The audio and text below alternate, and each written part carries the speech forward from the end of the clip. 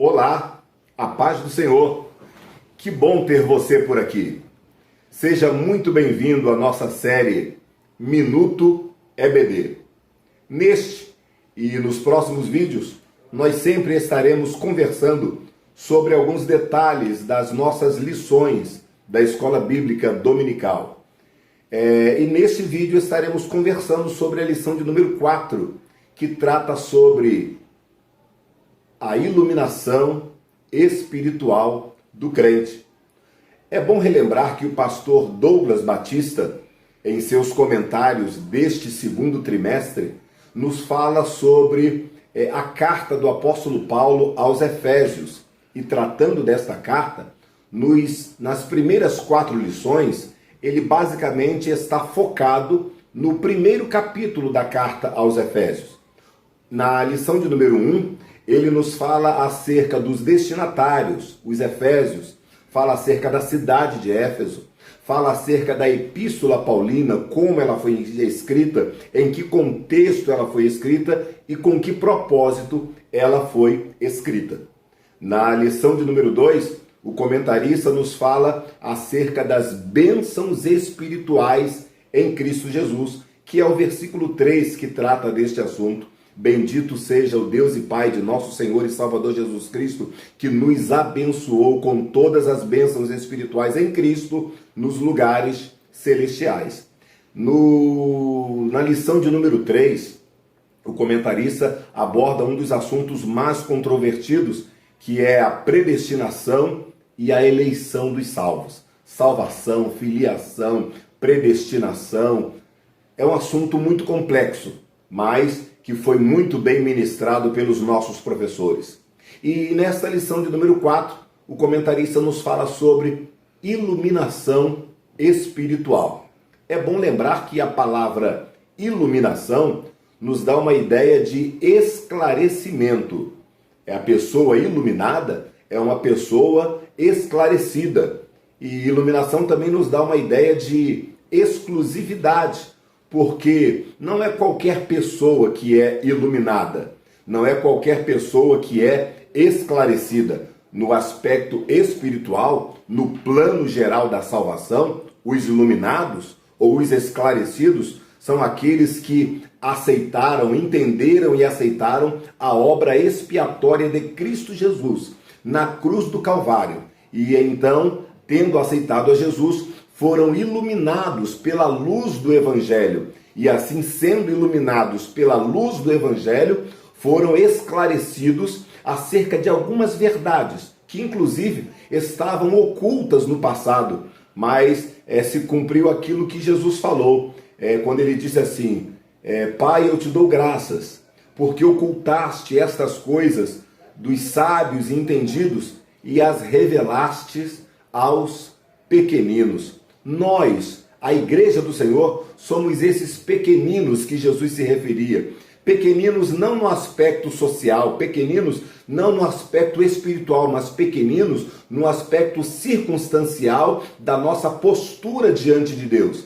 Precisamos nos apresentar diante de Deus como pequenos, como pequeninos sim, para que os seus mistérios sejam revelados a nós e para que assim sejamos verdadeiramente iluminados. Louvado seja o nome do Senhor. Pois bem, essa lição de número 4, a gente repara que do primeiro versículo ao versículo 14, o apóstolo Paulo se ocupa apenas na saudação. E só a sua saudação já é um tratado teológico, já é algo assim impecável, que possui para nós lições espirituais e lições teológicas.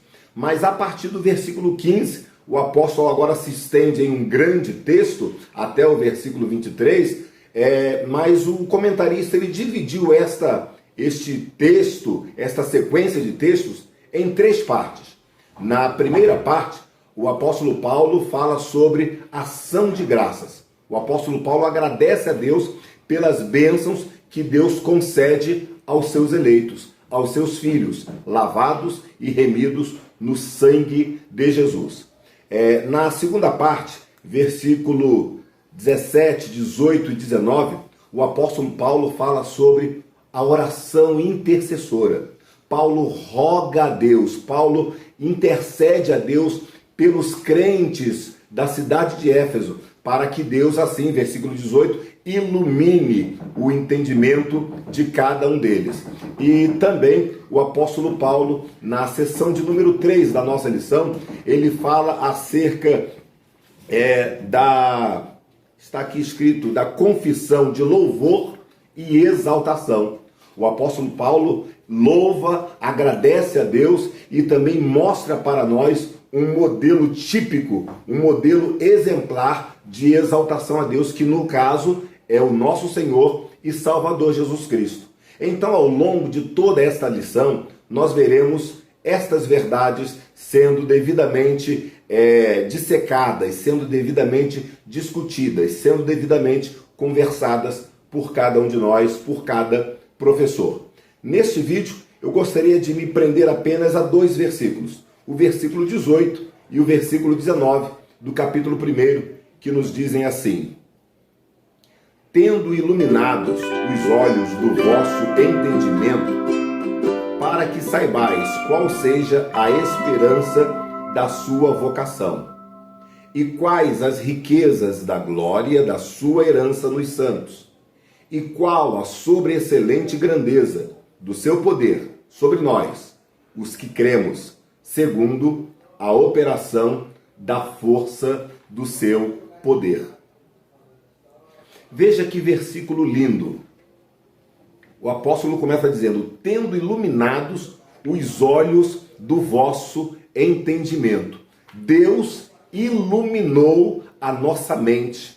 Deus esclareceu a nossa mente para algumas verdades que estavam encobertas. E na continuidade do versículo, o apóstolo fala acerca do propósito pelo qual Deus fez esta iluminação em nossa mente. Porque tudo, absolutamente tudo que Deus faz tem um propósito, principalmente nas coisas espirituais. Então, se Deus esclareceu, se Deus iluminou a nossa mente, existe um propósito divino para isso. E já no versículo, Paulo já fala acerca dos 3 propósitos de Deus. Primeiro, para que saibais. Primeiro, qual seja a esperança da sua vocação. Segundo, quais as riquezas da glória da sua herança nos santos. Terceiro, e qual a sobreexcelente grandeza do seu poder sobre nós, os que cremos, segundo a operação da força do seu poder. Que coisa maravilhosa! Então, olhos iluminados, olhos do entendimento iluminados, para que saibais qual seja a esperança da sua vocação. Já aqui no primeiro tópico da nossa lição, o comentarista nos fala acerca desta esperança da nossa vocação. Ou melhor, o que é que nós esperamos da nossa vocação em Deus? O que é que Deus espera? O que é que Deus guarda? O que é que Deus reserva para nós em relação à nossa vocação? E o comentarista divide a esperança da nossa vocação em pelo menos 3 aspectos: o aspecto passado, presente e futuro. No passado, o comentarista nos diz que Deus nos vocacionou. Da mesma forma que ele vocacionou a Daniel, a Isaías, a Jeremias, a Paulo, a João, a Marcos, a Pedro, a Tiago, da mesma forma que Deus vocacionou os pais da igreja, Deus também vocacionou a mim e a você para uma importante obra aqui na terra e para herdarmos as mansões celestiais. Foi decretado por Deus esta vocação e nós um dia aceitamos esta vocação em Cristo Jesus. Então este é o primeiro aspecto da nossa vocação, ou da esperança da nossa vocação. Deus nos vocacionou. A vocação vem dele, não vem de nós mesmos. Mas existe um segundo aspecto, que é o aspecto presente.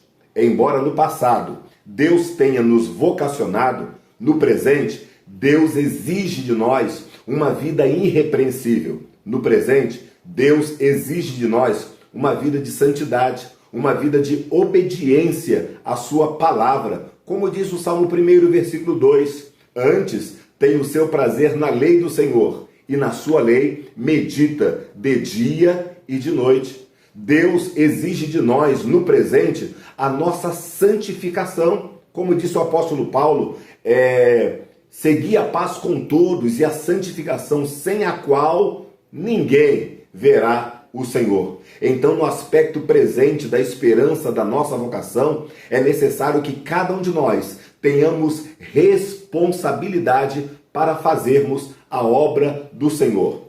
Mas ainda existe um terceiro aspecto. É o aspecto futuro da esperança da nossa vocação, mesmo porque a palavra esperança aponta para um tempo futuro. E o apóstolo Paulo, uma certa vez, disse que se esperamos em Cristo somente nesta vida, somos os mais miseráveis dentre os homens. A nossa vocação fala principalmente da vida futura. Existem muitos que, infelizmente, querem viver a vocação aqui na terra, mas não querem viver de maneira digna e íntegra para gozar das mansões celestiais. São usados poderosamente por Deus aqui na terra. Aliás, a minha esposa costuma até falar acerca da fila de Mateus 24. Quando a gente lê Mateus 24, a Bíblia diz que naquele grande dia o Senhor dirá aos que estiverem à sua esquerda: apartai-vos de mim para o fogo eterno, porque eu nunca vos conheci. Aí o mesmo Jesus diz assim: e muitos me dirão naquele dia: Senhor, em teu nome profetizamos, em teu nome expulsamos demônios, em teu nome curamos enfermos, em teu nome fizemos isto, em teu nome fizemos aquilo. Viveram a vocação no tempo presente, mas não viveram uma vida digna para morar na vida futura. Não viveram uma vida de santificação, não viveram uma vida de obediência, porque se esqueceram que a nossa vocação diz respeito não apenas a esta vida, mas também diz respeito à vida futura. Eu e você fomos iluminados por Deus para entendermos isto, que primeiro, Deus nos vocacionou, e essa autoridade, esta autonomia não vem de nós mesmos, como disse Paulo aos Efésios, não vem das obras, para que ninguém se glorie. Então, é responsabilidade, foi a chamada, foi a soberania. A nossa vocação vem direto de Deus. Porém, no tempo presente, precisamos ser responsáveis, precisamos ser santos e precisamos ser obedientes, para que, no futuro, possamos gozar também do aspecto futuro da nossa vocação, que é morarmos para sempre nas mansões celestiais com Cristo Jesus. Porque foi para isso que ele foi e prometeu voltar, para que onde ele estiver, nós também estejamos. Vamos ficando por aqui no nosso Minuto EBD. Até o próximo vídeo. Não esquece de se inscrever no nosso canal do YouTube. Não esquece de dar um like, porque isso é muito importante para nós, porque o YouTube ele entende que muitas pessoas gostaram e estão interessadas, e ele pode então, o sistema pode então transmitir este vídeo para outras pessoas. Não se esqueça também de curtir a nossa página do Facebook, de nos seguir no Instagram. Não se esqueça que a sua vocação, ela tem um aspecto passado, presente e futuro. Deus nos abençoe. Até o próximo vídeo.